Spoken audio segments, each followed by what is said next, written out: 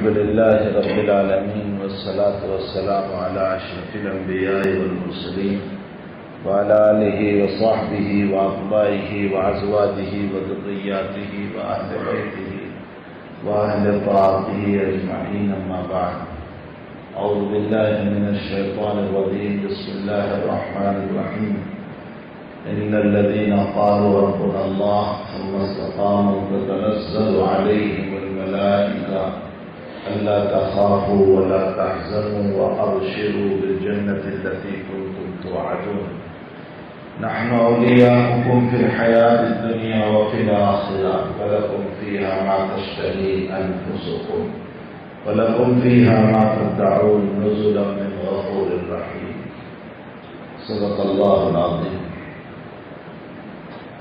واجب التکریم حضرات اکابر علماء کرام بزرگوں بھائی دوستوں عزیزوں، دنیا میں سب سے اعلیٰ قیمتی اگر کوئی چیز ہے تو وہ ایمان ہے. ایمان ایک ایسی دولت ہے کہ جو کبھی بھی معاف نہیں ہوتا. مرض الوفات میں اگر انسان قوما میں چلا جائے تو نماز ایک حد تک معاف ہو جاتی ہے. فقہا اور مفتیان بیٹھے ہوئے ہیں، اگر 6 نماز یا اس سے زائد قضا ہو گئی تو نماز معاف ہو جائے. اگر مرض الوفات میں اتنی طویل مدت گزر گئی تو روزے معاف ہو جاتے. تو روزوں کی معافی کی گنجائش ہے، نماز کی معافی کی گنجائش ہے، لیکن ایمان کی معافی کی کوئی گنجائش نہیں. وَاعْبُدْ رَبَّكَ حَتَّىٰ يَأْتِيَكَ الْيَقِينُ، یہاں عبادت کا معنی ایمان ہے، یعنی موت تک ایمان کو ساتھ لے جانا ہے. ایمان سے بڑھ کر کوئی دولت ہو ہی نہیں سکتی ہے. یہ اور بات ہے کہ موت کے موقع پر جو ایمان مانگا جا رہا ہے، وہ جو کلمہ مانگا جا رہا ہے، وہ کلمہ کون سا کلمہ مانگا جا رہا ہے؟ لقنوا موتاکم بلا الہ الا اللہ. بہت مشہور روایت ہے، تم اپنے میت کو لا الہ الا اللہ کی تلقین کرو. لا الہ الا اللہ میں 2 شان ہیں. ایک شان ایمان بھی ہے اور ایک شان ذکر بھی ہے. 2 شان. یعنی جب بندہ ایمان لاتا ہے تو لا الہ الا اللہ کا قائل ہونا پڑتا ہے، اور جب ذکر کرتا ہے تو لا الہ الا اللہ کا ورد کرتا ہے. افضل الکلمۃ لا الہ الا اللہ. نبی اکرم صلی اللہ علیہ وسلم فرماتے ہیں سب سے افضل کلمہ لا الہ الا اللہ ہے. تو موت کے موقع پر جس لا الہ الا اللہ کا مطالبہ ہے وہ کون سا لا الہ الا اللہ؟ ایمان والا یا ذکر والا؟ ظاہر سی بات ہے کہ عالم سکرات میں ایمان تو قبول ہوتا ہی نہیں، پھر کلمہ پڑھنے سے فائدہ کیا ہوگا؟ اگر انسان ایمان نہیں لایا ہے تو وہ موت کے موقع پر کلمہ پڑھے گا تو فائدہ کیا ہوگا؟ سکرات اور عالم نزا اور عالم غرغرہ کا ایمان تو معتبر ہوتا ہی نہیں، تو پھر کون سے کلمے کو یہاں مانگا جا رہا ہے؟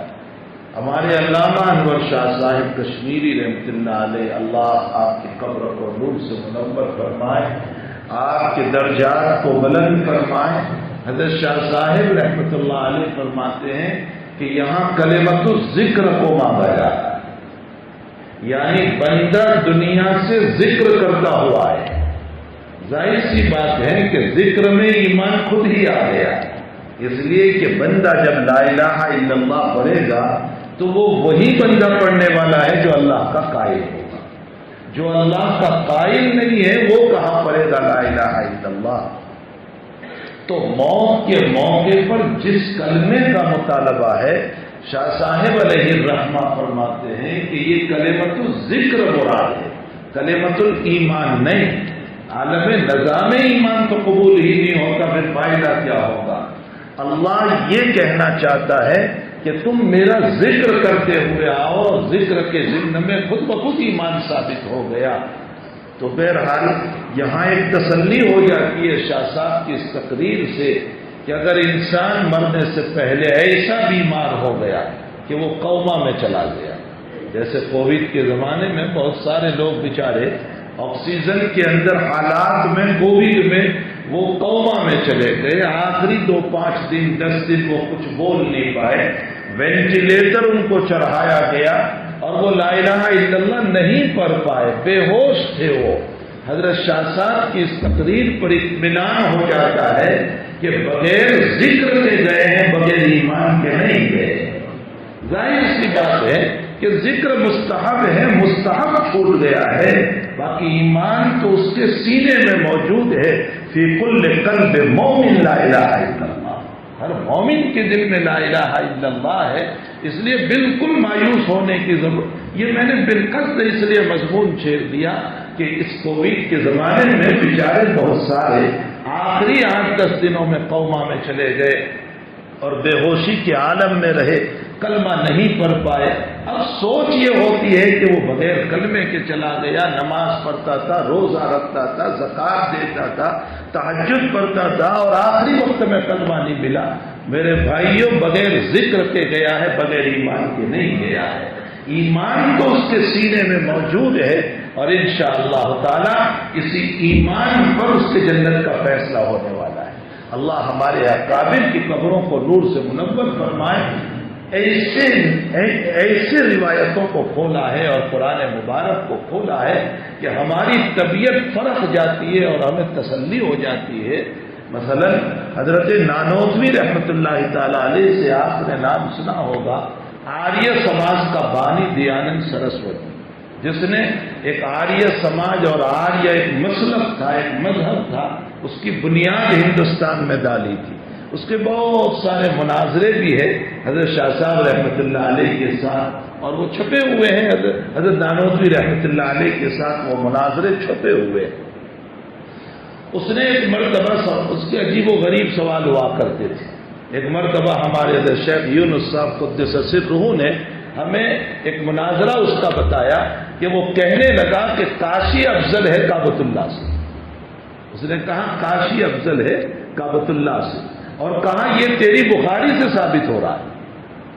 اب عجیب و غریب بات وہ کہہ رہا ہے کہ بخاری سے ثابت ہو رہا ہے کہ کاشی افضل ہے کعبۃ اللہ سے, اور وہ حدیث لے آیا کتاب المغازی کی. کتاب المغازی میں روایت ہے کہ نبی کریم صلی اللہ علیہ وسلم خندق کے موقع پر فرماتے ہیں کہ اللہ نے باد صبا سے میری مدد فرمائی اور دبوری ہوا سے اللہ نے قوم عاد کو ہلاک کیا. دبوری ہوا کا معنی مغرب سے چلنے والی الٹی ہوا, اور صبا وہ جو مشرق کی طرف سے چلتی ہے. اور آفتاب کے مشرق و مغرب کو دیکھو تو کاشی جو ہے مشرق میں پڑتا ہے اور کعبۃ اللہ مغرب میں پڑتا ہے. تو اس نے استدلال کر لیا کہ جب مشرقی ہوا کی محمد تعریف کر رہا ہے تو پھر کاشی کی تعریف ثابت ہو گئی, اور مغربی ہوا کی برائی کر رہا ہے تو کعبہ کی برائی ثابت ہو گئی. حضرت نانوتوی رحمۃ اللہ علیہ نے جواب دیا کہ وجہ کیا ہے, پہلے تو یہ تو بتا کہ یہ اچھی ہے یہ بری ہے, تو اس کی کچھ وضاحت کرے گا. وہ کہتا ہے بس وضاحت کی ضرورت کیا ہے, تیرا نبی خود ہی کہہ رہا ہے کہ مشرقی ہوا بڑی خوشگوار ہوتی ہے, بڑی بہترین ہوتی ہے.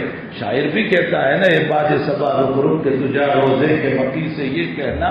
تو مشرقی ہوا جو ہے وہ بڑی خوشگوار ہوتی ہے, اور یہ الٹی ہوا جو مغربی ہوا ہوتی ہے وہ ہلاک کر دیتی ہے لوگوں کو, مکانوں کو گرا دیتی ہے, تباہی اور بربادی میں جو ہے کھڑی کر دیتی ہے. یہ خود ہی دلیل ہے کہ کاشی افضل ہے کعبہ کے مقابلے میں. حضرت نانوتوی نے فرمایا کہ سن جواب اس کا, اصل میں مشرق کی طرف سے جو ہوا چل رہی ہے وہ ہوا خوشگوار اس لیے ہوتی ہے کہ اللہ کی شکر گزار بنتی ہے. رب کریم تیرا فضل ہوا کہ تو بت کھانے سے نکال کر اپنے گھر پہ بھیج رہا ہے, اس لیے وہ خوشگوار ہو جاتی ہے. اور الٹی ہوا جو کعبۃ اللہ سے اس طرف آ رہی ہے وہ خطرناک اس لیے ہو جاتی ہے کہ رب کریم تو اپنے گھر سے نکال کر بت کھانے پر کہاں لے جا رہا ہے, اس لیے وہ ہوا خطرناک ہو جاتی ہے. معلوم ہوتا ہے کہ کعبہ اصل ہے اور کعبہ ہی کی افضلیت ثابت ہو. تو اس طرح کے بہت سارے مناظرے ہیں. اس نے ایک مرتبہ حضرت سے سوال فرمایا کہ قرآن کریم میں اللہ تعالیٰ فرماتے ہیں وَنُحَاسٌ فَلَا تَنْتَصِرَانِ, جہنم کا تذکرہ کیا, اور تذکرہ کرنے کے بعد فرمایا کہ اللہ تانبے اور پیتل کو مجرم کے سر میں سوراخ کر کے ڈالے گا. یہ مجرم کی سزا ہوگی، سورہ رحمان میں ہے۔ آگے اللہ کہتا ہے فَبِأَيِّ آلَاءِ رَبِّكُمَا تُكَذِّبَانِ، تو اس نے اشکال کیا کہ کیا جہنم کی آگ اور تانبے اور پیتل کو پگھلا کر کے ڈالنا یہ بھی کوئی نعمت ہو سکتی ہے کہ تیرا رب کہہ رہا ہے فَبِأَيِّ آلَاءِ رَبِّكُمَا تُكَذِّبَانِ، یہ نعمت کیسے ہو گئی؟ یہ تو زحمت ہے، تکلیف ہے، اس کو کون نعمت کہتا ہے؟ معلوم ہوتا ہے کہ یہ قرآن تیرے اللہ کا نہیں ہے، تیرا بنایا ہوا ہے، تیرے نبی کا بنایا ہوا ہے۔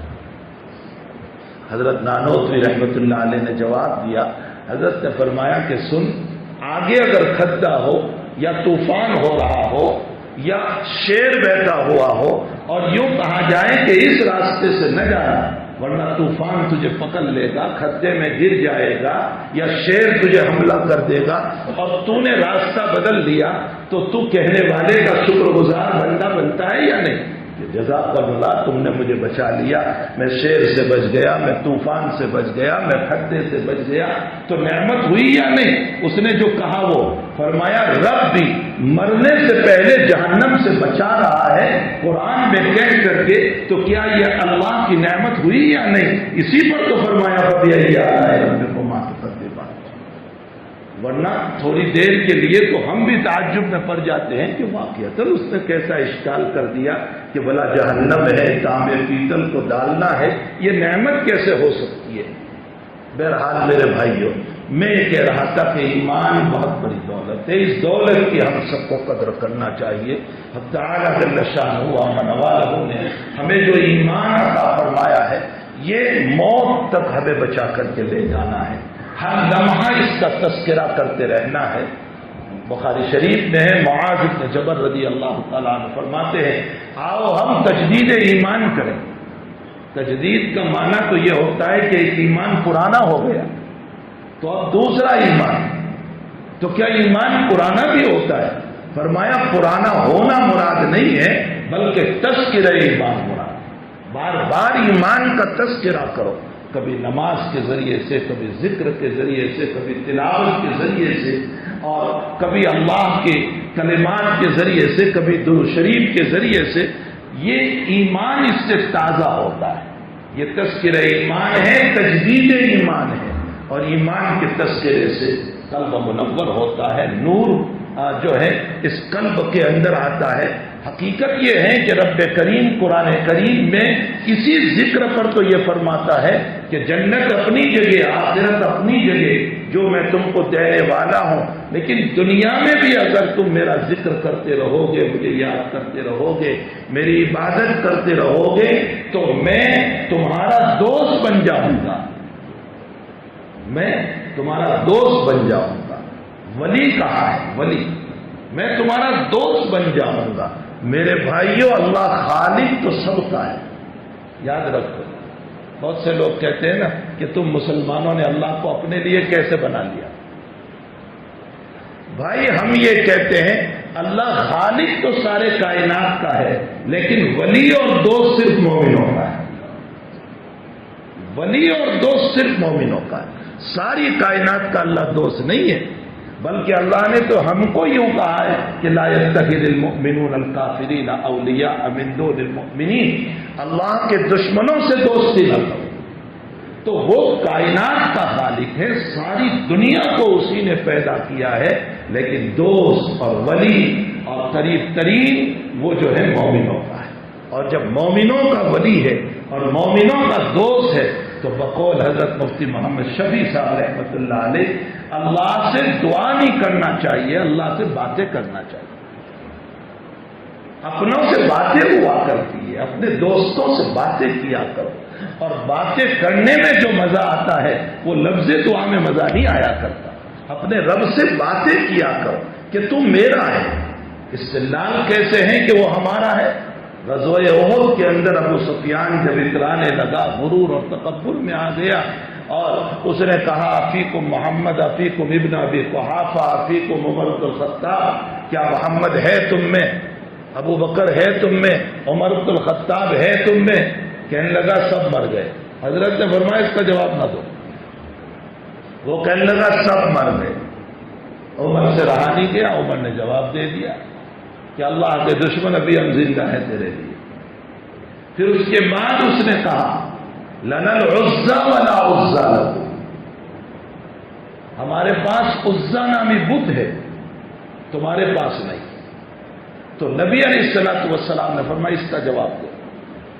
اس کا جواب اس لیے دیا جاتا ہے کہ مومن کی ذات پر اٹیک ہو تو کوئی حرج نہیں، لیکن مومن کی توحید پر اٹیک نہیں ہونا چاہیے۔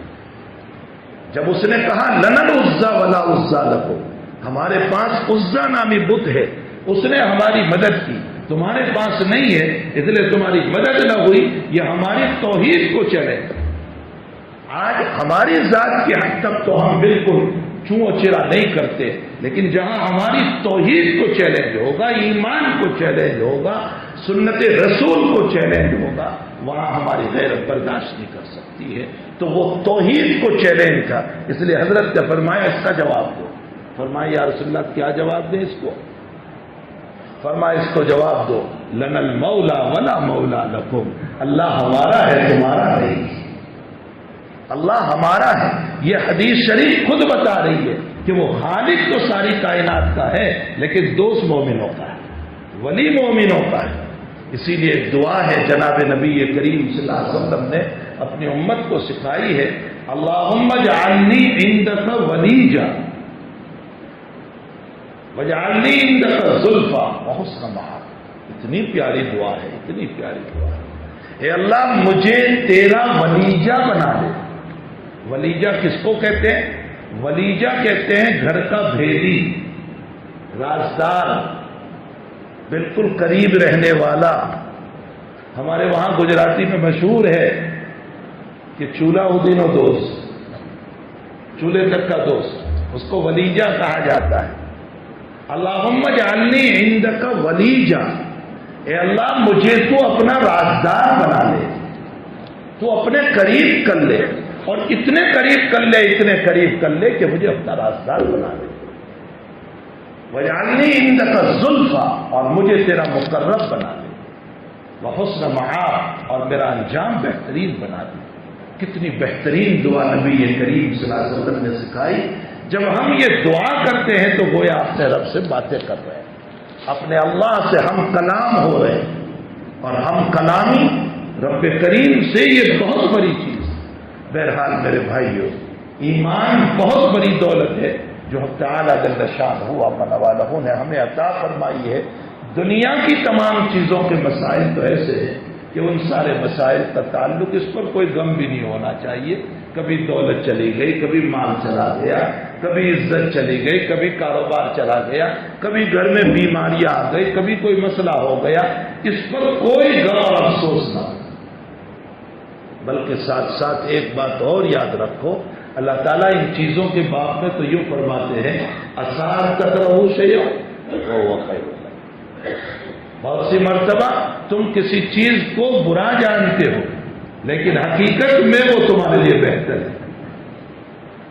بچے کی موت ہو گئی، بظاہر مجھے برا لگ رہا ہے، لیکن اس میں بہتری ہوگی۔ بیوی کی موت ہو گئی، بظاہر مجھے تکلیف ہو رہی ہے، لیکن بہتری ہوگی۔ اور کبھی دکان کا مسئلہ ہو گیا، کبھی کاروبار کا مسئلہ ہو گیا، کبھی جاب کا مسئلہ ہو گیا، کبھی پریشانیوں کا مسئلہ ہو گیا، کبھی عزت کا مسئلہ ہو گیا، مجھے برا لگتا ہے، لیکن اللہ کہتا ہے اس میں بہتری ہے۔ عسیٰ ان تکرہوا شیئا وہو خیر لکم وعسیٰ ان تحبوا شیئا وہو شر لکم۔ بعض مرتبہ کسی چیز کو میں پسند کرتا ہوں، لیکن حقیقت یہ ہے کہ وہ بری ہے۔ بظاہر دولت آئی، مجھے بڑی اچھی لگی، لیکن کیا معلوم کہ یہ فتنہ لے کر کے آ رہی۔ بظاہر بچہ زندہ رہا، بہت اچھا لگتا ہے، لیکن کیا معلوم کہ کل کو باغی بن گیا، نافرمان ہو گیا۔ تو بہت سی مرتبہ کوئی چیز مجھے پسند آتی ہے، لیکن اللہ کہتا ہے اس میں تمہارے لیے کوئی شر ہوا کرتا ہے۔ واللہ یعلم وانتم لا تعلمون، اللہ جانتا ہے، تم نہیں جانتے، تعالی جانتا ہے۔ آپ نے نام سنا ہوگا سعد بن ابی وقاص رضی اللہ تعالیٰ، بہت مستجاب الدعوات صاحب، مہاجرین میں سے، عشرہ مبشرہ میں سے، بدری صحابی، اور بدریین کی بڑی فضیلت ہے، یہ بدری صحابہ میں سے حضرت سعد بن ابی وقاص رضی اللہ تعالیٰ. اور استجابت دعوت کا مسئلہ آپ کا اتنا زبردست تھا، دعا کی قبولیت کا مسئلہ اتنا زبردست تھا کہ بخاری شریف میں روایت ہے ایک مرتبہ آپ جب حضرت عمر کی طرف سے کوفہ کے گورنر تھے تو آپ پر کچھ الزام لگ گئے. یہ تو ہر دور میں چلا آیا ہے، الزام کا مسئلہ دور نبوت سے چلا آیا ہے. آپ پر کچھ الزام لگ گئے. حضرت عمر رضی اللہ تعالیٰ عنہ کی فراست یہ تھی کہ جب گورنر کی شکایت آتی تو اس کو مہلت نہیں دیتے تھے، فوراً معذور کرتے تھے اور معذور کر کے اپنے پاس بلا کر تحقیق کرتے تھے. تحقیق بعد میں، پہلے معذور کرو. وجہ اس کی یہ ہے کہ شکایت کے بعد بھی اگر امیر کو، گورنر کو اپنی جگہ رکھا گیا تو ہو سکتا ہے وہ وہاں پارٹی بنا لے گا، کچھ اپنے بنا لے گا، کچھ دوسرے ہو جائیں گے. نتیجہ یہ ہوگا کہ امت ٹوٹ جائے گی، امت میں اختلاف پیدا ہو جائے گا، امت میں اختلاف پیدا ہو جائے گا.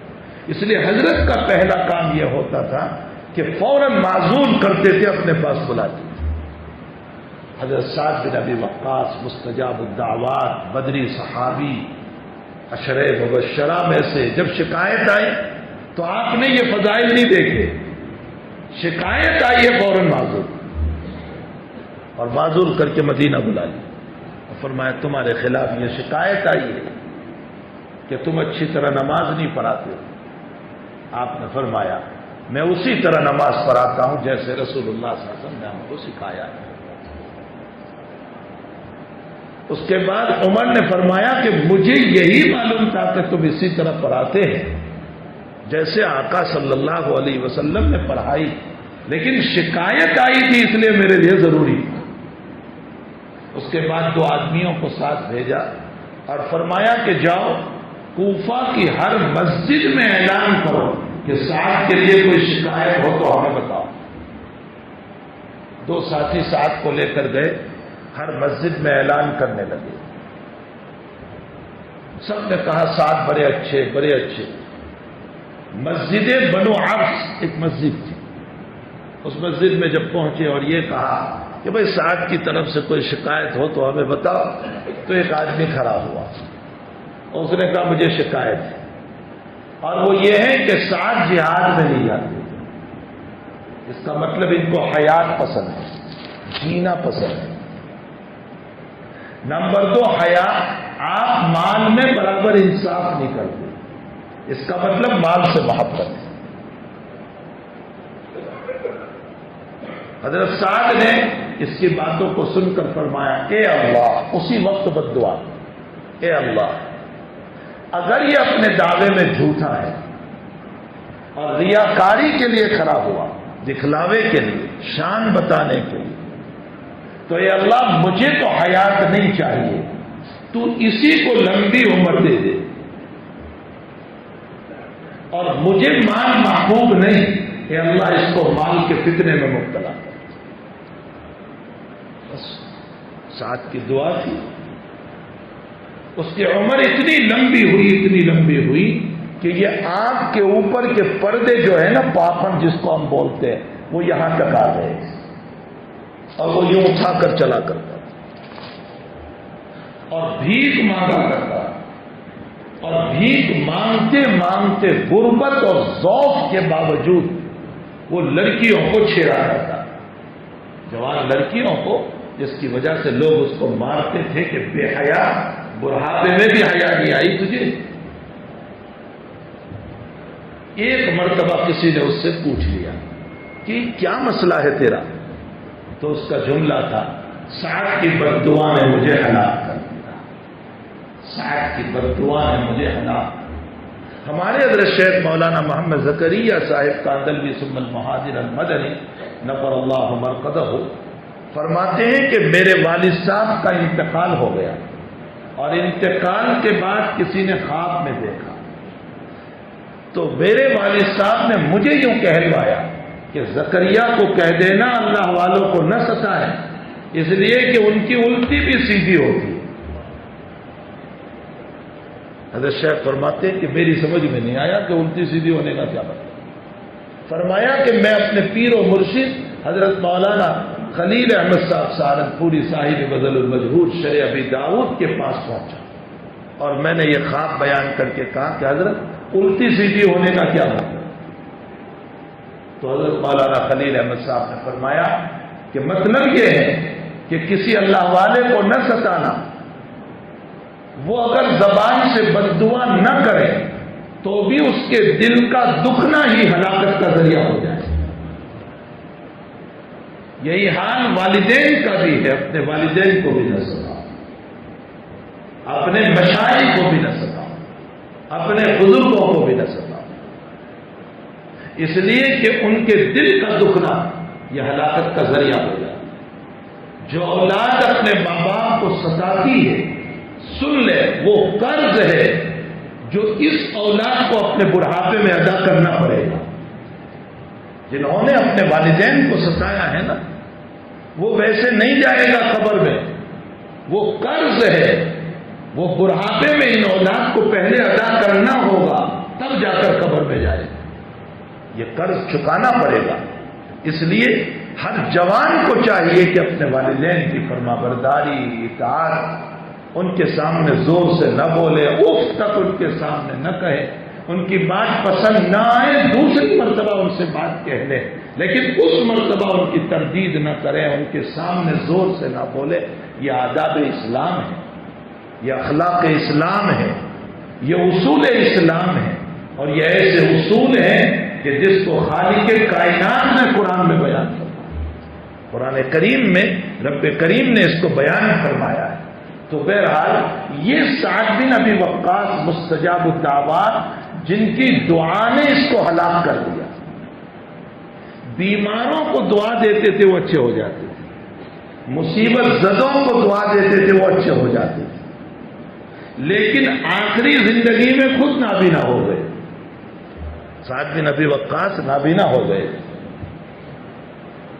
کسی نے کہا حضرت ساری دنیا کے لیے آپ نے دعائیں کی، آپ اپنے لیے کیوں دعا نہیں کرتے کہ اللہ تعالیٰ تمہاری بیماری، تمہاری آنکھوں کو لوٹا دے، روشنی آ جائے؟ حضرت کا جملہ سونے کے پانی سے نہیں بلکہ دل کے اوپر خون سے لکھنے کے قابل۔ حضرت نے کیا فرمایا؟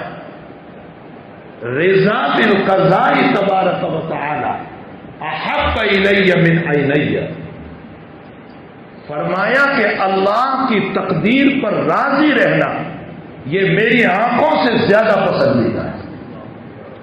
عسیٰ ان تکرہوا شیئا وہو خیر لکم، بہت سی مرتبہ تم چیزوں کو ناپسند کرتے ہو لیکن تمہارے لیے اس میں بہتری ہوتی ہے۔ جب حضرت نے یہ جملہ فرمایا کہ تقدیر پر راضی رہنا اس بینائی سے زیادہ پسندیدہ ہے، آنکھوں سے زیادہ پسندیدہ ہے، آج کے حالات میں حافظ ابن حجر نے لکھا ہے رات میں زیارت نبوی ہوئی جس دن یہ جواب دیا، اور فرمایا ساتھ اسی جملے پر اللہ نے تیرے لیے جنت کا فیصلہ فرمایا، عسیٰ ان تکرہوا شیئا وہو خیر لکم۔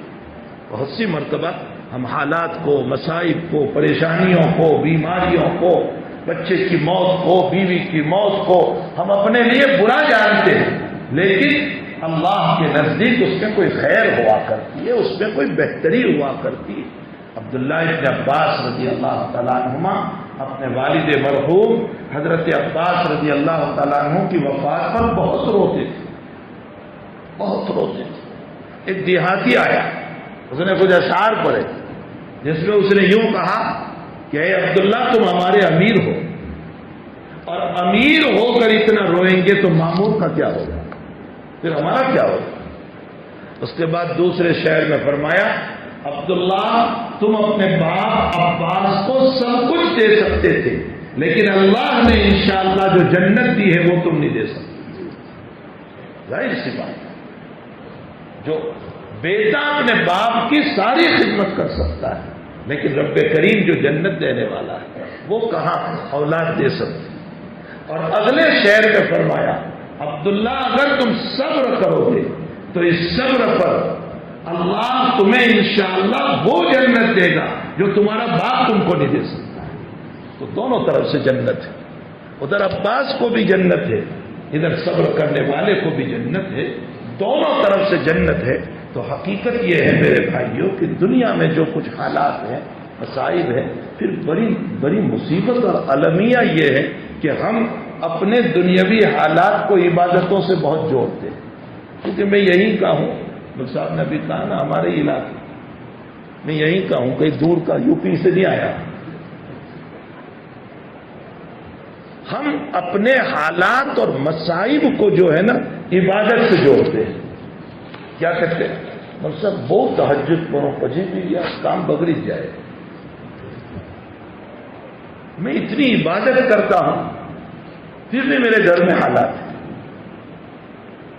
میں نے زکات کے حساب سے نکالی پھر بھی یہ حالات ہیں, پھر بھی دکان کا مسئلہ, کاروبار کا مسئلہ, بیماریوں کا مسئلہ, سب چلتا ہی رہتا ہے. ہم نے حالات کو عبادت سے جوڑ دیا. حقیقت یہ ہے کہ عبادت کی بنیاد پر میرے بھائیوں اگر حالات نہ آتے تو آقا صلی اللہ علیہ وسلم سے بڑھ کر عبادت کرنے والا کوئی نہیں.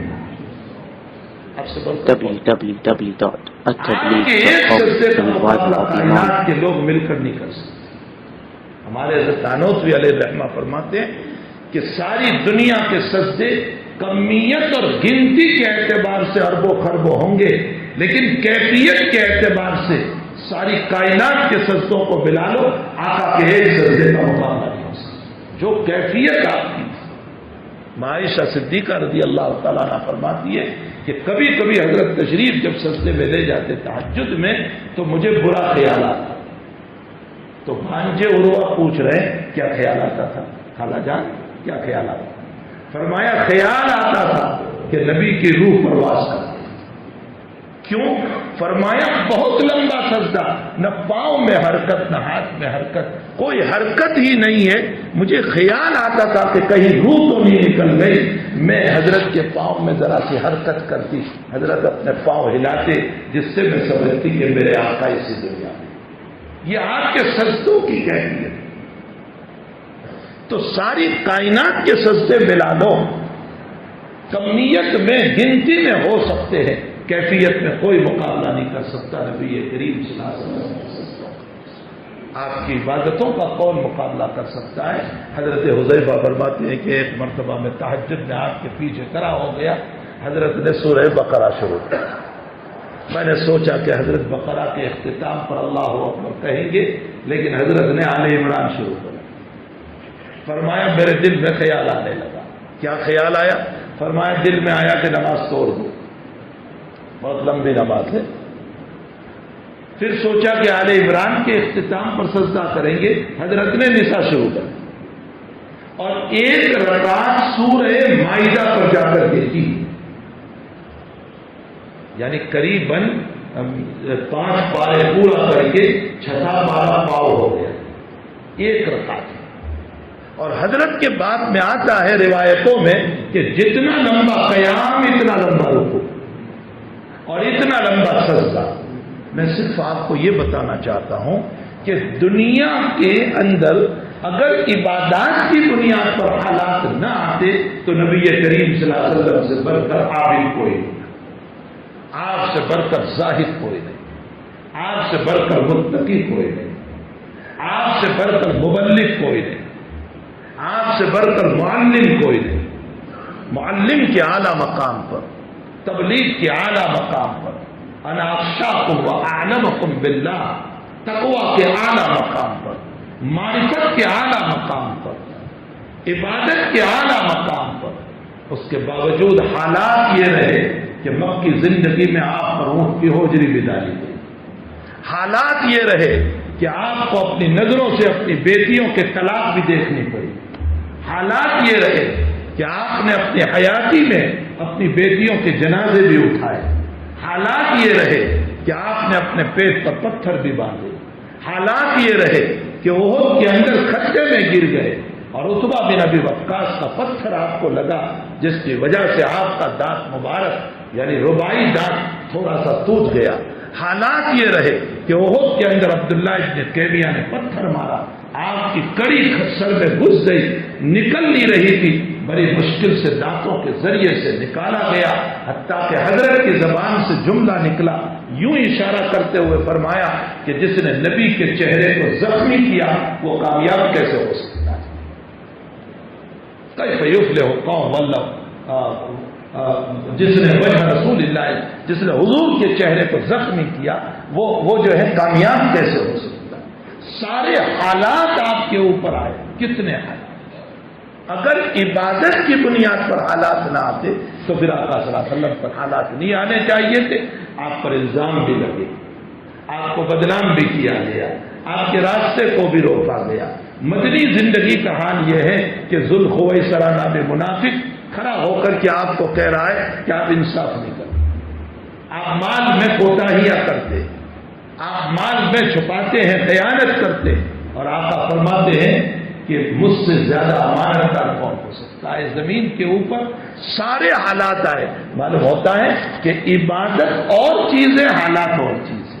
اللہ نے دنیا کو دارالامتحان بنایا ہے، یہ امتحان کی جگہ ہیں، اس پہ اچھے حالات بھی رہیں گے، برے حالات بھی رہیں گے، کبھی خوشیاں بھی ہوگی، کبھی غم بھی ہوگا، کبھی پریشانیاں بھی ہوگی، کبھی بھوک بھی ہوگی، کبھی ذلتی بھی ہوگی، کبھی جو ہے بیماریاں بھی ہوگی، کبھی صحت بھی ہوگی، کبھی امیری بھی ہوگی، کبھی غریبی بھی ہوگی۔ یہ تو دنیا دارالامتحان ہے۔ 100% خوشی ہی خوشی جہاں ہے وہ جنت ہے، اور 100% غم ہی غم جہاں ہے وہ جہنم ہے۔ جس سے اللہ ہم سب کی حفاظت فرمائے، ان غموم والی دنیا سے ہماری حفاظت فرمائے۔ تو بہرحال دنیا جو ہے نا وہ تو دارالامتحان ہے، یہاں پر تو حالات چلیں گے دونوں طرح کے۔ ہاں یہ ضرور ہے کہ ہم اپنی عبادتوں میں لگے رہیں۔ حق تعالیٰ جل شانہ کبھی کبھی عبادتوں کے باوجود حالات اس لیے دے دیتا ہے کہ تھوڑے بہت گناہ ہیں وہ معاف ہو جائے، حالات اس لیے دے دیتا ہے کہ درجات بلند ہو جائیں، رفع درجات ہو جائیں۔ شیخ الاسلام ابن تیمیہ رحمۃ اللہ علیہ نے اپنی کتاب الایمان میں یہی لکھا ہے کہ جب بندہ عبادت بھی کرتا ہے، توبہ بھی کرتا ہے، استغفار بھی پڑھتا ہے، نمازیں بھی پڑھتا ہے، پھر بھی جب حالات آ جاتے ہیں تو فرمایا مایوس نہ ہو، یا تو رب مومن تجھے معاف کر دے گا یا اللہ تجھے مقام بلند جنت میں عطا کرنا چاہے۔ اس لیے مومن کا چک بھی اچھا ہے اور مومن کا پٹ بھی اچھا ہے، دونوں اچھے۔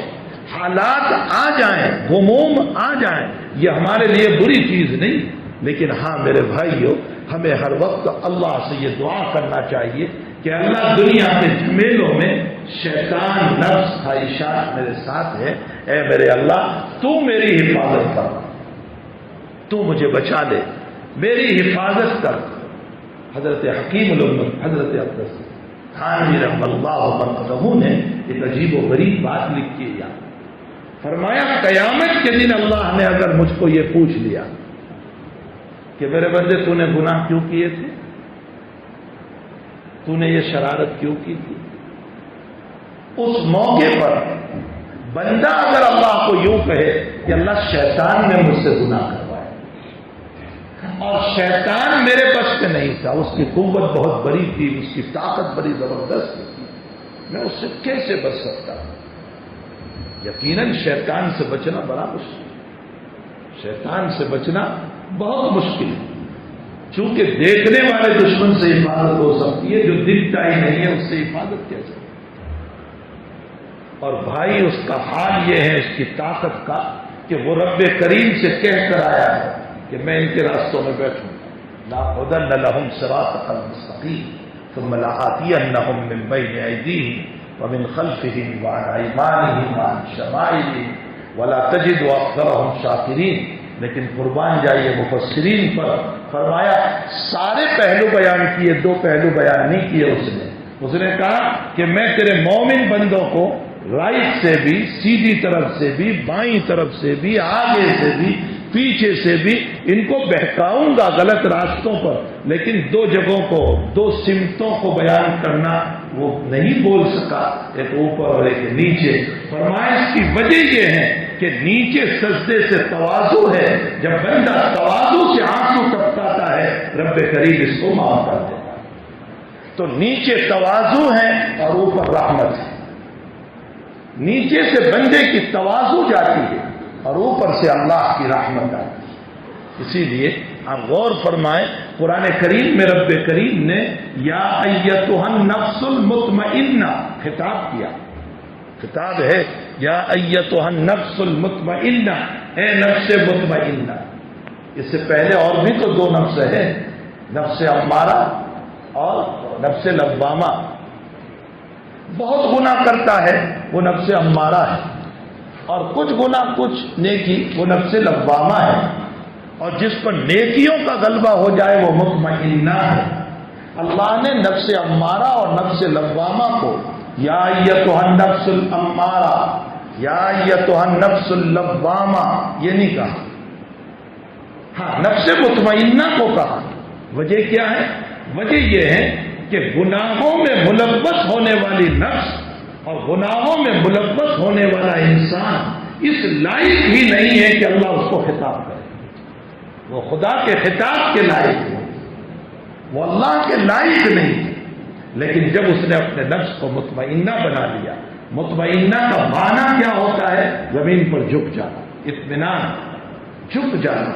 جب بندے میں جھکاو آ جاتا ہے، تواضع آ جاتی ہے، انکساری آ جاتی ہے، اپنے آپ کو مٹا دیتا ہے اپنے رب کے لیے، تو وہ اس لائق بن جاتا ہے کہ اللہ اس کو خطاب کرے، یا ایتھا النفس ارجعی الی ربک راضیۃ مرضیہ فادخلی فی عبادی وادخلی جنتی۔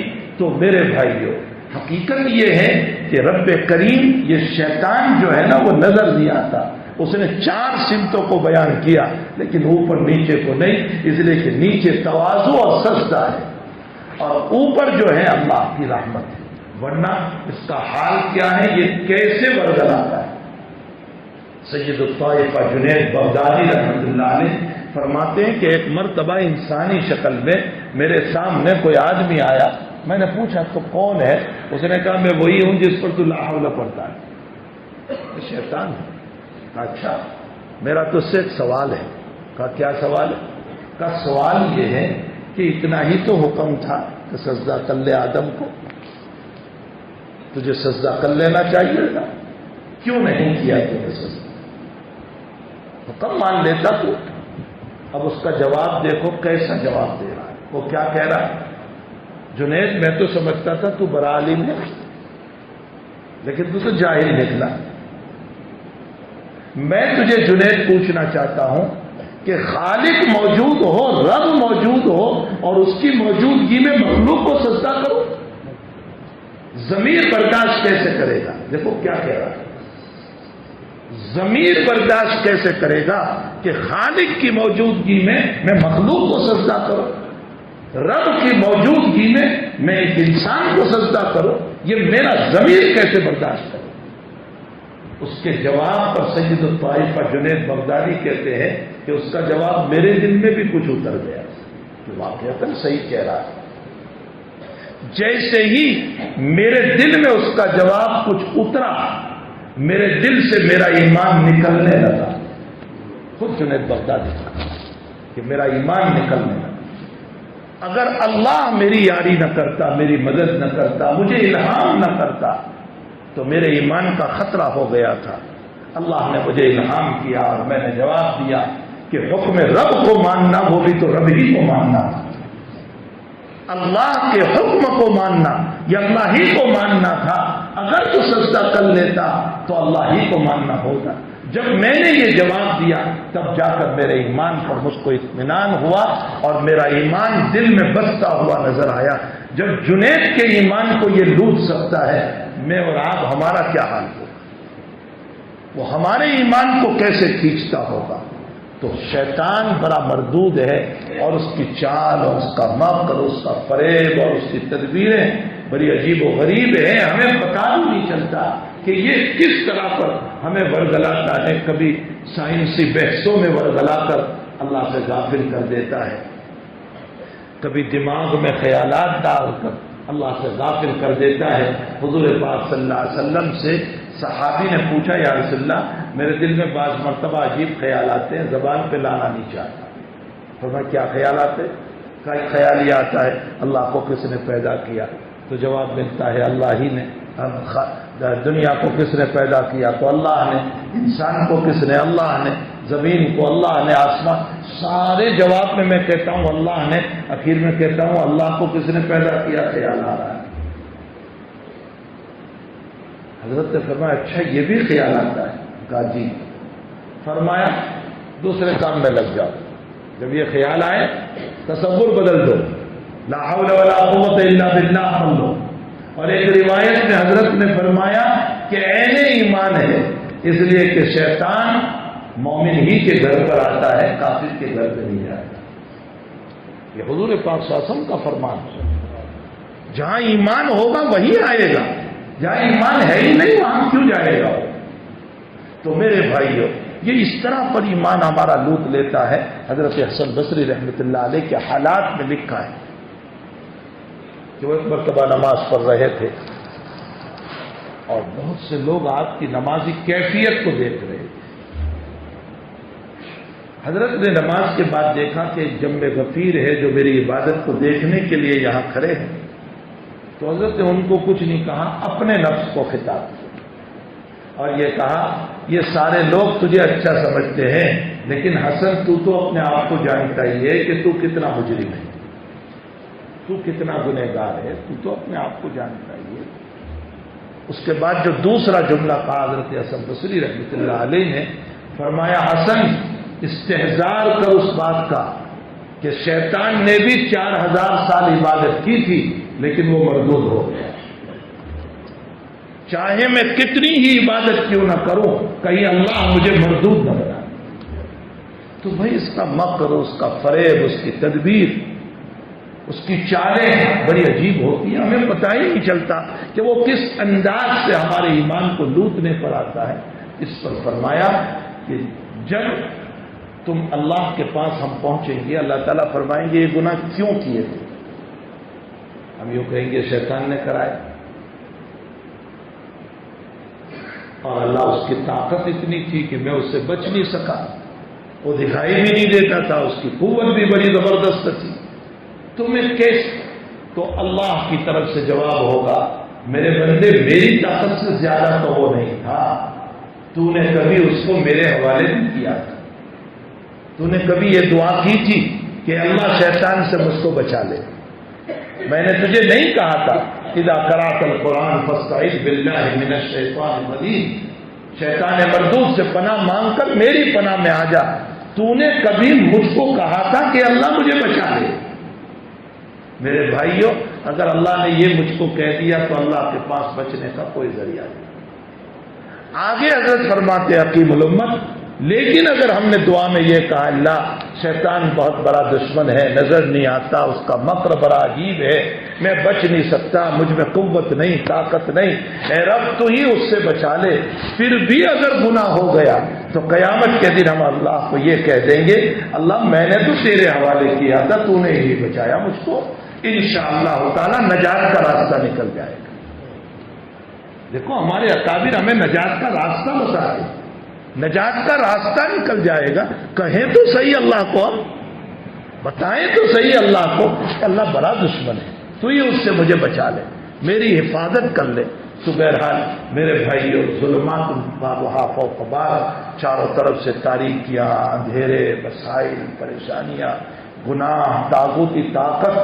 اور سنو اللہ تعالیٰ قرآن کریم میں حضرت یونس علیہ السلام کا جو واقعہ نقل کر رہا ہے، اس واقعے میں نبی کریم اللہ جل شانہ فرماتے ہیں کہ یونس علیہ السلام جب چلے ہیں اور ہماری اجازت نہیں تھی تو پھر مچھلی کے پیٹ میں چلے گئے اور ہم نے وہاں آیت کریمہ سکھائی لا الہ الا انت سبحانک انی کنت من الظالمین فاستجبنا له ونجیناہ من الغم وکذالک ننجی المؤمنین.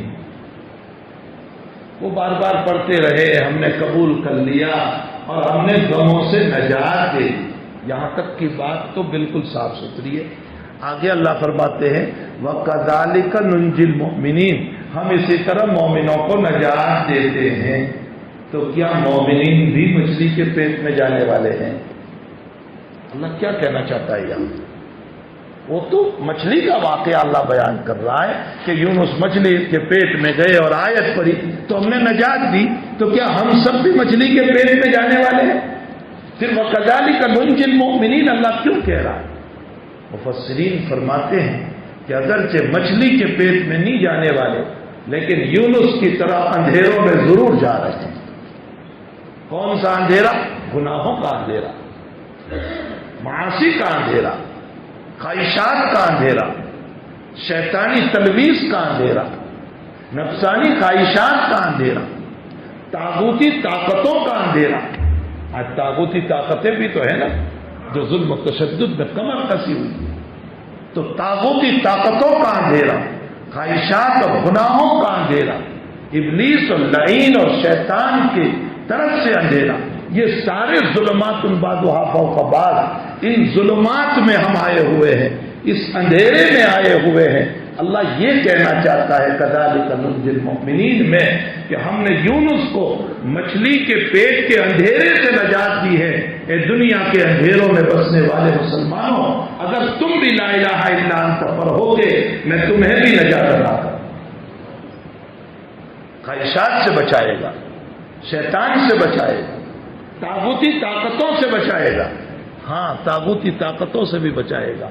آج ہمیں بہت ضرورت ہے ان طاغوتی طاقتوں کے مقابلے میں ہمارے پاس کچھ نہیں ہے، لیکن اللہ کی دی ہوئی آیت کریمہ ضرور ہے، لا الہ الا انت ضرور ہے۔ ہم اس کا کثرت سے ورد کریں، ہر انسان ورد کرے اور ورد کر کے اپنے رب سے دعا کرے کہ اللہ خواہشات سے، لعین سے، مردود سے، ابلیس سے اور طاغوتی طاقتوں سے اللہ ہماری حفاظت کرے۔ اور ساتھ ساتھ ایک دعا اور بتا دیں، دعائے انس بن مالک رضی اللہ تعالی عنہ، دعائے انس بن مالک میں وہ طاقت ہے۔ حجاج ابن یوسف نے حضرت انس بن مالک کو بلایا، خادم رسول صلی اللہ علیہ وسلم، اور فرمایا کہ یہ میرے گھوڑے ہیں، پہلے تو اس کو دیکھ لے، تیرے نبی کے پاس بھی ایسے گھوڑے نہیں۔ حجاج کہہ رہا، کنز العمال کی روایت ہے، تیرے نبی کے پاس بھی ایسے گھوڑے نہیں۔ تو حضرت انس بن مالک رضی اللہ تعالیٰ نے حدیث سنائی کہ میرے آقا صلی اللہ علیہ وسلم نے فرمایا گھوڑے 3 نیتوں سے پالے جاتے ہیں، مشہور روایت ہے، اجر وزر، فرمایا جنہوں نے اچھی نیت سے پالا اس کو اجر ملے گا، اور جنہوں نے اپنی غریبی کو چھپانے کے لیے پایا وہ ستر ہوگا، پردہ ہوگا، اور جنہوں نے ریاکاری کی نیت سے، اس کے لیے وزر ہوگا، بوجھ ہوگا۔ پھر انس بن مالک نے فرمایا یہ تیرے گھوڑے تیسری قسم میں سے، یعنی ریاکاری میں سے۔ اس نے کہا تو جانتا بھی ہے میں کیا معاملہ کروں گا؟ کہا تو کیا معاملہ کرے گا؟ کہا میں تجھے قتل کروں گا۔ حضرت نے فرمایا تو مجھے کچھ نہیں کر سکتا ہے، اس لیے کہ میرے نبی نے مجھ کو ایک دعا سکھائی اور وہ دعا میں پڑھ کے آیا ہوں، مجھے تو کچھ نہیں کر سکتا۔ وہ نرم ہو گیا اور کہنے لگا کہ اچھا وہ دعا مجھے بھی سکھا دو۔ انس نے فرمایا تو لائق نہیں۔ پھر حضرت نے اپنے مرض الوفات کے اندر اپنے بیٹے کو وہ دعا سکھائی، وہ دعا انس بن مالک جو نبی کریم صلی اللہ علیہ وسلم نے سکھائی تھی، وہ بڑی زبردست دعا ہے، اکابر کا تجربہ ہے کہ اگر کوئی اس دعا کو روزانہ صبح میں پڑھے گا دنیا کی کوئی طاقت تمہیں نقصان نہیں پہنچا سکتی۔ اس دعا کو بھی اہتمام سے ہمیں پڑھنا چاہیے، خوب کثرت سے پڑھنا چاہیے۔ تو بہرحال میرے بھائیو، ایمان بہت بڑی دولت ہے جو رب کریم نے مجھ کو اور آپ کو عطا فرمائی ہے۔ عبادتوں کے باب میں تو کبھی معافی کی گنجائش بھی نکل آتی ہے، ایمان کے باب میں ایک لمحے کے لیے بھی معافی کی گنجائش نہیں۔ سوتے ہو تو بھی مومنانہ شان کے ساتھ سوئیں، اٹھتے تو بھی ایمان کے شان کے ساتھ، استنجا خانے میں جائیں تو بھی ایمان ہونا چاہیے، استنجا خانے سے نکلے تو بھی ایمان۔ اسی لیے تو ہمیں جو نکلنے کے بعد دعا سکھائی غفرانک الحمدللہ الذی اذهب عني الأذى وعافاني، یہاں چلو اذهب عني الأذى وعافاني تو سمجھ میں آ گیا کہ گندگی دور ہوئی، اس پر میں تیرا شکریہ ادا کرتا ہوں کہ اللہ پیشاب بند ہو جاتا تو میرا کیا ہوتا، استنجا بند ہو جاتا تو میرا کیا ہوتا۔ غفرانک اور معافی کس پر ہے؟ یہ معافی کس پر ہے؟ علامہ انور شاہ صاحب رحمۃ اللہ علیہ فرماتے ہیں کہ معافی اس پر مانگنا ہے کہ اللہ مجھے تو ہر وقت تیرا ذکر کرنا چاہیے تھا، لیکن اندر میں چونکہ گندگی تھی اس لیے اتنی دیر میں تجھے یاد نہ کر سکا، اس پر میں تجھ سے معافی چاہتا ہوں۔ غفرانک معلوم ہوتا ہے ہر وقت ذکر ہونا چاہیے اللہ کا۔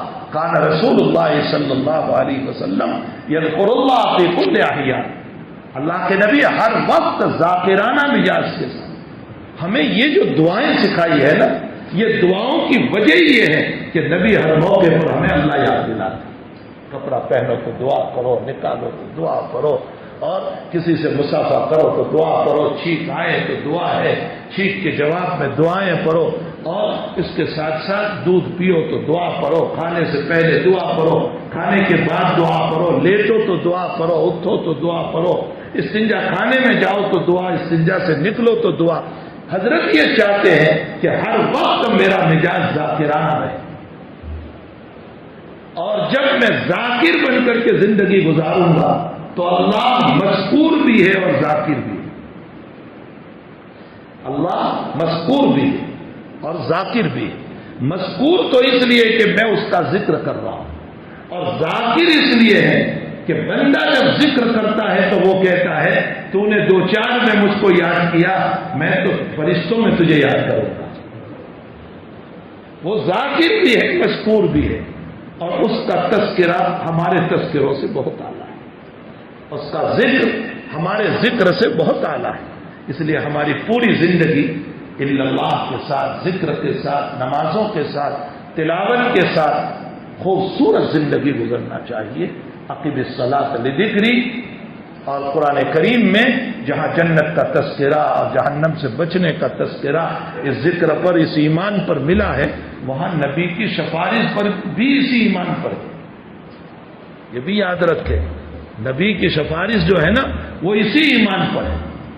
حضرت ابو ہریرہ فرماتے من اسعد الناس بشفاعتک یوم القیامہ یا رسول اللہ، قیامت کے دن آپ کی شفاعت کا کون حقدار ہے، وہ کون سعید اور نیک بخت ہے جن کو آقا کی سفارش نصیب ہو۔ تو حضرت نے اولن تو فرمایا ابو ہریرہ ظنن تو مجھے یہی گمان تھا کہ اس حدیث سے متعلق تیرے علاوہ کوئی سوال نہیں کرے گا، تو یہ مجھے پوچھے گا۔ حضرت نے یہاں حدیث کا لفظ استعمال کیا اپنے کلام پر، معلوم ہوتا ہے حضرت خود ہی اپنے کلام کا نام حدیث رکھ رہے، تو اب دوسری تعبیر کی ضرورت ہی نہیں رہی، صاحب کلام نے اپنے کلام کا نام متعین کر دیا۔ لقد ظننت فی ھذا الحدیث، اس حدیث کے باب میں تیرے علاوہ پہلے کوئی سوال نہیں کرے گا، اس لیے کہ تو حارث حدیث، تو حدیث کا بڑا لالچی۔ اور پھر حضرت نے فرمایا اسعد الناس بشفاعت یوم القیامہ من قال لا الہ الا اللہ مستیقنا بہ قلبہ، فرمایا میری شفاعت کا حقدار قیامت میں وہ ہوگا جو مومن ہوگا، غیر مومن کو میری شفاعت نصیب نہیں ہوگی۔ تو جنت اسی ایمان پر، جہنم سے بچنا اسی ایمان پر، اللہ کی رضا اسی ایمان پر، عرش کے نیچے جگہ اسی ایمان کے اوپر، اللہ کی خوشنودی اسی ایمان کے اوپر، اور نبی علیہ السلام کی سفارش بھی اسی ایمان کے اوپر، آخرت کے سارے مسائل اسی پر، لیکن دنیا بھی اسی ایمان پر ہے، اللہ کے ذکر پر۔ فرمایا من یعش عن ذکر الرحمن نقید لہ شیطان فہو لہ قرین، فرمایا میرے ذکر سے تم اعراض کرو گے تو میں شیطان کو تمہارا ساتھی بنا دوں گا، جو ہر وقت تم سے گندے کام کرتا ہے۔ نقید لہ شیطان فہو لہ قرین، اور دوسری جگہ فرمایا من اعرض عن ذکری فإن له معیشۃ ضنکا ونحشرهم یوم القیامۃ اعمی فقد كنت بصیرا، فرمایا جو میرے ذکر سے اعراض کرے گا میں کیا کروں گا، من اعرض عن ذکری، میرے ذکر سے اعراض کرے گا، فرمایا میں اس کی زندگی کو تنگیوں سے بھر دوں گا، حالات پہ حالات تنگیوں سے بھر دوں گا، ایسے حالات پھر ہو جائیں گے کہ تو حالات کھولنا چاہے گا تو کھول نہیں پائے. تو دنیا کا تعلق بھی اللہ کے ذکر سے ہے، ایمان سے. تو بھائی ہم تو اپنی دنیا بھی بنانا چاہتے ہیں، اپنی آخرت بھی بنانا چاہتے ہیں، اور جب دونوں بنانا چاہتے ہیں تو پھر مومن کو چاہیے کہ اپنا ایمان خوبصورت بنائے. ان الذین قالوا ربنا اللہ، بے شک وہ لوگ جنہوں نے یوں کہا کہ رب اللہ ہمارا رب ہے، ثم استقاموا، پھر اس پر جم گئے. دنیا کی کوئی طاقت ان کو ہلا نہیں سکتی. حالات بہت آئے اور آتے ہیں لیکن ایمان سے وہ نہیں. ثم استقاموا، اور غمیوں میں اللہ کو یاد کرتے رہے. مجھے ہمارے شیخ زکریا رحمۃ اللہ علیہ کی ایک تحقیق یاد آئی کہ جب اذان کا مسئلہ عبداللہ ابن زید ابن عبد ربہ نے دیکھا خواب میں، تو اذان کہنے کے لیے بلال کو منتخب کیا. خواب کس نے دیکھا اور مؤذن بلال کو مقرر کیا. ہونا تو یہ چاہیے تھا جس نے خواب دیکھا اسی کو مؤذن بناتے، لیکن ہے وہ دوسرے کو مل گیا. عام محدثین تو یہ فرماتے ہیں کہ بلال اندھا صوت تھے، بلند آواز تھی. حضرت شیخ رحمۃ اللہ علیہ فرماتے ہیں کہ یہ جگہ یہ وجہ تو اور نہیں جائے، لیکن ایک اور بات بھی ہے کہ بلال کا انتخاب اذان کے لیے لسان نبوت پر اللہ نے کیا، زبان نبوت پر اللہ نے کیا. کیوں کیا؟ فرمایا غمیوں میں آگ اور پتھر پر سو کر احد احد کے نعرے بلال نے لگائے ہیں تو خوشیوں میں بھی یہی نعرے لگائے گا. یہ شیخ رحمۃ اللہ علیہ فرماتے معلوم ہوتا ہے کہ غمیوں میں رب کو یاد کریں گے، خوشیوں میں وہ ہم کو یاد کریں. ہمیں چاہیے کہ ہم اپنے رب سے اعراض نہ کریں. حالات آئے، پریشانیاں آئیں، کنارے کنارے ہو کر عبادت نہ کریں، حالات میں بھی اپنی نمازوں کو قائم رکھیں. وَمِنَ النَّاسِ مَن يَعْبُدُ اللَّهَ عَلَىٰ حَرْفٍ، نہ بنے کہ اچھے حالات آئے تب تو ماشاءاللہ میرا رب بہت اچھا ہے، 2 رکعت شکرانہ پڑھ رہا ہوں، اور جہاں برے حالات آئے تو فرض بھی چھوڑ دیں. ایسے نہ بنے جس کا نقشہ قرآن میں اللہ نے کھینچا. وَمِنَ النَّاسِ مَن يَعْبُدُ اللَّهَ عَلَىٰ حَرْفٍ فَإِذَا أَصَابَهُ خَيْرٌ اطمأنَّ بِهِ وَإِذَا أَصَابَتْهُ فِتْنَةٌ انقلب عَلَىٰ وَجْهِهِ. چلے جاتے خسر الدنیا والآخرہ، ان کی دنیا بھی تباہ، ان کی آخرت بھی تباہ. ذَلِكَ هُوَ الْخُسْرَانُ الْمُبِينُ، یہ کھلا نقصان ہے. تو حقیقت یہ ہے میرے بھائیو کہ اس ایمان سے ہماری دنیا بھی ہے اور اس ایمان سے ہماری آخرت بھی ہے. اور ہم جب دونوں بنانا چاہتے ہیں تو ہمیں ایمان پر مضبوط رہنا چاہیے. حالات جیسے بھی آ جائیں ثم استقاموا، جم جاؤ اپنے ایمان.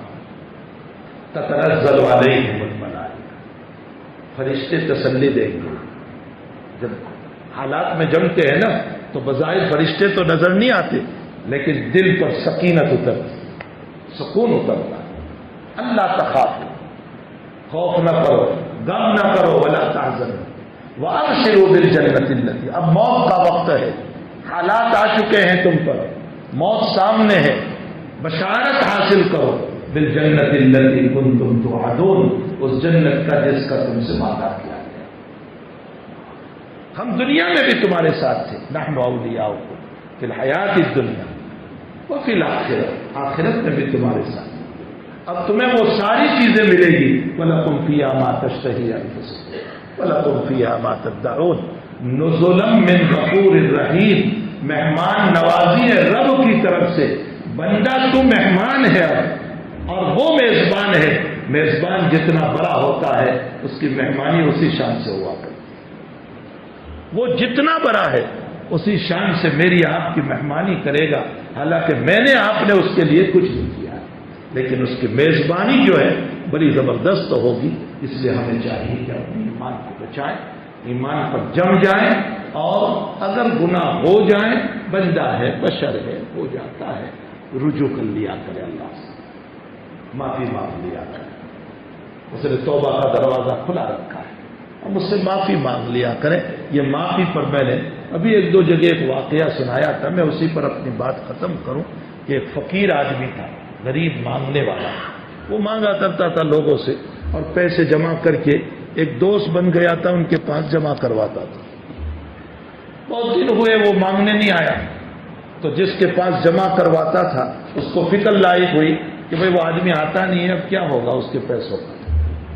اس کا ایڈریس تھا، تلاش کرتا ہوا وہاں پہنچا تو دیکھا کہ وہ بہت بیمار ہے۔ اس نے کہا فقیر نے کہ میں تیرا ہی انتظار کر رہا تھا، میرے پیسے تیرے پاس ہیں، میں مر جاؤں تو تجہیز و تکفین میری کر دینا، اور اس کے بعد جتنے پیسے ہیں میرا کوئی نہیں ہے، میری قبر میں رکھ دینا، جو میں نے تجھ سے جمع کرائے وہ اندر رکھ دینا۔ ٹھیک ہے، وصیت پوری کر لی، اندر رکھ دیے۔ کچھ دنوں کے بعد اس کو خیال آیا دوست کو کہ اس کو کیا کام پیسوں، لاؤ میں میرے کام میں لے لوں۔ اس نے قبر کھولی اور جیسے ہی پیسے لینے کے لیے ہاتھ بڑھایا ہے اس کے ہاتھ میں جلن شروع ہو گیا، اور بہت سخت جلن، بہت سخت۔ وہ یہاں وہاں دورا، اطباء کے پاس، ڈاکٹروں کے پاس، دعاؤں کے لیے، لیکن جلن دور نہیں ہوتا ہے جب تک پانی میں ہاتھ رکھتا ہے کچھ ٹھیک رہتا ہے، پھر وہی شروع ہو جاتا ہے۔ کسی نے بتایا کہ دہلی میں ایک ولی کامل ہے جن کا نام شاہ عبدالعزیز صاحب محدث دہلوی، ان کے پاس جاؤ، شاید کہ وہ دعا کر دیں، کوئی راستہ بتا دیں۔ ان کے پاس گئے، حضرت شاہ عبدالعزیز صاحب کے پاس جا کر پورا واقعہ بتایا۔ شاہ صاحب نے فرمایا جہنم کی آگ کو دنیا کی کوئی طاقت بجھا نہیں سکتی، یہ تو جہنم کا اثر ہے، اس کو کون بجھائے گا؟ بس یہ اسی طرح رہے گا اب موت تک تیرا۔ اس کو بہت غم ہوا، اس نے رونا شروع کیا اور بہت رونے لگا، وہ آنسو پوچھتا جا رہا ہے اور روتا جا رہا ہے، حضرت سے کہتا جا رہا ہے حضرت کوئی تو راستہ ہوگا۔ تھوڑی دیر کے بعد حضرت نے فرمایا یہ آنسو والے ہاتھ جو ہے نا وہ اس پر لگا دیے۔ اس نے لگا دیے، اسی وقت جلن ختم ہو گئی۔ وہ کہنے لگا حضرت کرامت ہو گئی کہ میرا جلن ختم ہوا۔ فرمایا میری کوئی کرامت نہیں، نبی نے فرمایا کہ جہنم کی آگ کو اگر کوئی چیز بجھا سکتی ہے تو گنہگار کے آنسو بجھا سکتی ہے۔ جب جہنم کی آگ گنہگار کے آنسو سے بجھتی ہے تو جہنم کا اثر کیوں نہیں بجھ سکتا؟ بس ان آنسوؤں کی وجہ سے تیرا ہاتھ ٹھیک ہو گیا۔ میں اس کو اس لیے سنا رہا ہوں کہ اللہ کرے کہ ہم بھی رونے والے ہو جائیں، دو چار قطرے آنسو بہانے والے ہو جائیں۔ دنیا کے لیے بہت روتے، بیوی کی موت پر روئے، بچوں کی موت پر روئے، گھر کے حالات پر روئے، مصیبتوں پر روئے، لیکن اپنے معاصی اور گناہوں پر بہت کم روئے۔ اپنے گناہوں پر رونے والے بنے۔ ہمارے دل جو ہے نا وہ پتھر سے زیادہ سخت ہو چکے۔ ثم قست قلوبکم من بعد ذلک فہی کالحجارۃ او اشد قسوہ۔ پتھر تو اوپر سے نیچے اللہ کے خوف سے گر جاتا ہے، لیکن میری اور آپ کی آنکھوں میں آنسو نہیں آتے۔ اس کی وجہ کیا ہے؟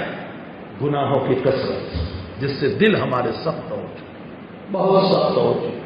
وہ ستون جس سے حضور سہارا دے کر خطبہ دیا کرتے تھے، جب ممبر بنا اور حضرت تشریف لے گئے تو ستون کو رونا آیا فراق نبوی پر، نبی کی جدائی پر، لیکن مجھے اور آپ کو سنت نبوی کے چھوٹنے پر کوئی رونا نہیں۔ نہ اس پر رونا ہے، نہ اپنے معاصی پر رونا ہے، نہ اپنے گناہوں پر رونا ہے، نہ صلاۃ شکرانہ ہے، نہ صلاۃ الحاجہ ہے، نہ صلاۃ التوبہ ہے۔ کچھ رہا ہی نہیں ہماری زندگی، کچھ رہا ہی۔ اور ہم چاہتے ہیں کہ رحمت اتر جائے۔ فرمایا تو طالب نہیں بنتا تو میری رحمت اتر کیسے سکتی؟ بغیر طلب کے تو ماں بھی دودھ نہیں پلاتی، بغیر طلب کے تو ماں بھی روٹیاں نہیں دیتی ہے، تو بندے کی طلب کے بغیر رحمت کا دروازہ کیسے کھل سکتا؟ ہم طالب بنیں گے، وہ اللہ کہتا ہے تو ایک بالش طالب بن کر کے آئے گا، میں ایک ہاتھ بن جاؤں گا، تو چلتا ہوا آئے گا، میں دوڑتا ہوا آؤں گا، پھر تیرے مانگنے میں قصور ہوگا، تیری نماز میں قصور ہوگا، تیرے روزے میں قصور ہوگا، تو ایک مرتبہ کھڑا تو ہو جا، پھر تیرے قصوروں کو معاف کر کے میرا مقرب بنا دے۔ میں حدیث کا مضمون پیش کر رہا ہوں آپ کو، جو بخاری شریف کی روایت ہے، حدیث کا مضمون ہے۔ اللہ تو اتنا رحم والا ہے کہ بخاری شریف میں حضرت بخاری پڑھاتے ہیں، بخاری شریف میں فرمایا ما ترددت فی شیء ترددت فی موت المؤمن، مجھے کسی چیز میں تردد نہیں ہوتا، لیکن مومن کی روح کو قبض کرنے میں تردد ہوتا ہے۔ سوال یہ ہوتا ہے کہ تردد اس کو ہوتا ہے جس کے پاس علم نہ ہو۔ میرے پاس کل کا علم نہیں ہے تو مجھے تردد ہوتا ہے، کروں نہ کروں، کروں نہ کروں۔ اللہ علیم بذات الصدور ہے، پھر تردد کا کیا ہے؟ اور حدیث قدسی ہے تردد تو قلب، محدثین نے لکھا ہے کہ یہاں تردد کا معنی یہ ہے کہ مومن دنیا میں رہ کر کچھ محبت کر دیتا ہے دنیا سے. اللہ کہتا ہے میں اس کو لینا چاہتا ہوں لیکن دنیا کی محبت کی بنیاد پر اس کو غم ہوگا دنیا چھوڑنے کا، میں اتنا غم بھی دینا نہیں چاہتا ہوں. چونکہ مومن ہے میں اس کو صدمہ پہنچانا نہیں چاہتا ہوں، میں اس کو غم پہنچانا نہیں چاہتا ہوں. تو میں کیا کرتا ہوں؟ میرے بندے کو تیار کرتا ہوں. کیسے؟ بیماری دیتا ہوں، پھر شفا دیتا ہوں، پھر بیماری، پھر شفا. اچھا ہو گیا، ہاسپٹل سے آ گیا، پھر کچھ وقت گیا، پھر بیمار ہو گیا. بس اسی طرح چلتا رہتا ہے، شفا بیماری، شفا بیماری. اخیر میں خود ہی کہتا ہے اللہ مجھے اٹھا لینا، میں آنا چاہتا ہوں. جب تیار ہو جاتا ہے تو اللہ اٹھا لیتا ہے تاکہ اس کو غم نہ ہو، صدمہ نہ ہو. یہ رب ہے ہمارا، یہ مولا ہے ہمارا، یہ مربی ہے ہمارا. اس سے ہم کیوں جی نہ لگائیں؟ اس سے ہم تعلق کیوں نہ رکھیں؟ اس کی عبادتیں کیوں ادا نہ کریں؟ اس کا ذکر ہم کیوں نہ کریں؟ رات دن اسی کی یادوں میں کیوں مست رہیں؟ اللہ ہم سب کو ایمان والی استقامت نصیب فرمائے، جمنا نصیب فرمائے. مایوس نہیں ہونا ہے حالات سے، یاد رکھو کبھی حالات سے مایوس نہیں ہونا ہے. اگر تاریخ اسلام کو دیکھو گے تو اس سے بھی بدتر حالات آئے ہیں. تاتاریوں کے حالات آئے ہیں، چنگیزیوں کے حالات آئے ہیں، اور اس کے علاوہ بے شمار حالات آ چکے ہیں. لیکن ان حالات میں بھی ایمان کی شمع جلتی رہی ہے اور دنیا کی کوئی طاقت ایمان کی شمع کو بجھا نہیں سکتی. حالات آتے ہیں، اس میں ماردھار بھی ہوتا ہے، قتل بھی ہوتا ہے، حالات ہوتے ہیں.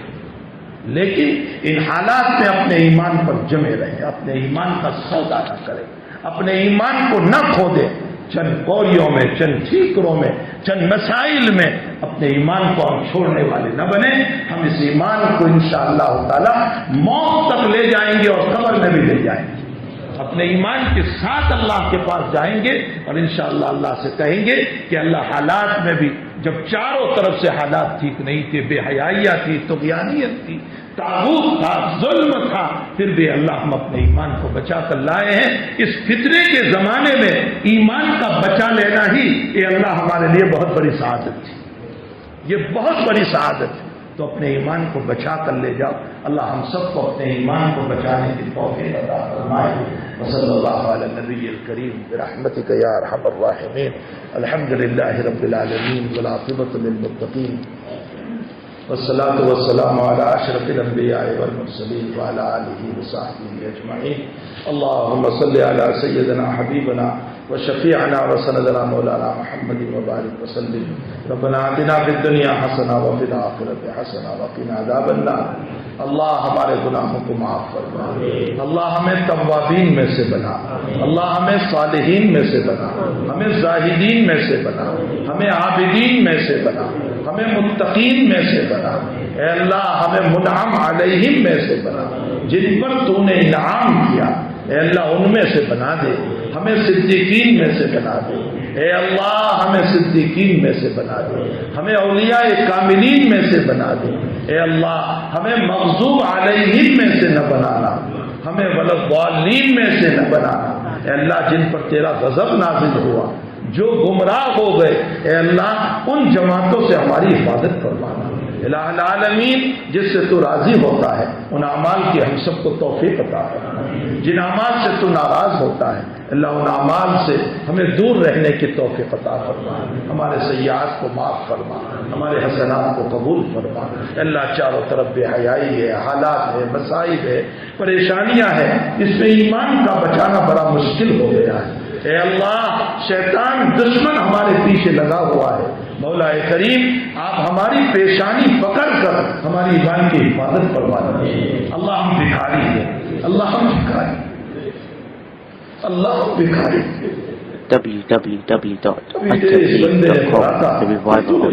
یا ایھا الناس انتم الفقراء الی اللہ. ہم فقیر ہیں، ہم تیرے دروازے کے فقیر ہیں. انتم الفقراء الی اللہ، ہم سب تیرے دروازے کے فقیر ہیں.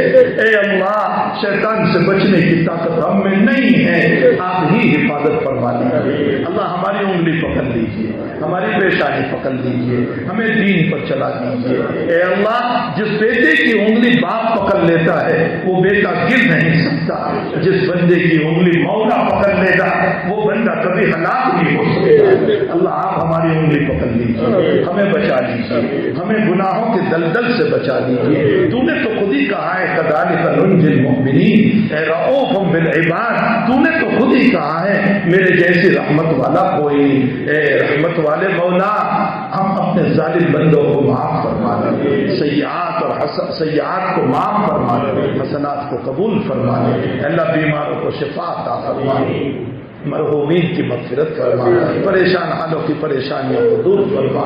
اے اللہ، بہت سارے لوگ مصائب میں ہیں جو اپنی مصیبتیں تجھ کو سناتے ہیں، وہ ہمیں نہیں کہہ رہے۔ ہر ایک کے حالات تو جانتا ہے، مولا سب کے حالات کو کھول دیجیے۔